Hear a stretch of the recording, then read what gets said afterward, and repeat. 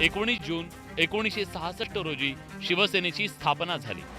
मराठी माणसांच्या हक्कासाठी शिवसैनिक रस्त्यावर उतरून संघर्ष करत होते, तर स्थानिक लोकाधिकार समितीमुळे मराठी युवकांना नोकरी मिळू लागली। परिणामी मुंबईत शिवसेना वाढायला लागली। मुंबई ठाण्यात ताकद निर्माण केल्यानंतर 1988 मध्ये छत्रपती संभाजीनगरमध्ये मराठवाडा सांस्कृतिक मंडळाच्या मैदानावर शिवसेना प्रमुख बाळासाहेब ठाकरेंची विराट सभा झाली। संभाजीनगर महापालिकेच्या पहिल्या निवडणुकीत शिवसेनेचे 27 नगरसेवक निवडून आले।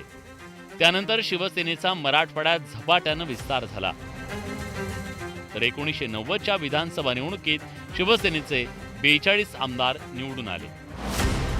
त्यानंतर 1992 साली उसळलेल्या दंगली, 93 मध्ये मुंबईत झालेले बॉम्बस्फोट या पार्श्वभूमीवर शिवसेनेनेही त्यांचं हिंदुत्व आक्रमक केलं। 1995च्या निवडणुकीत शिवसेना प्रमुखांनी केलेल्या झंझावाती प्रचाराला यश आलं।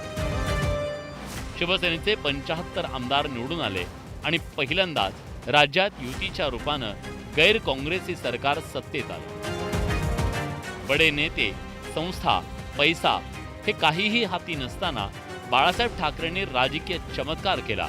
सामान्य शिवसैनिकांना सत्तेत बसवण्याची किमया बाळासाहेब ठाकरेंनी केली आणि त्यामुळे ठाकरे ब्रँडचा दबदबा निर्माण झाला।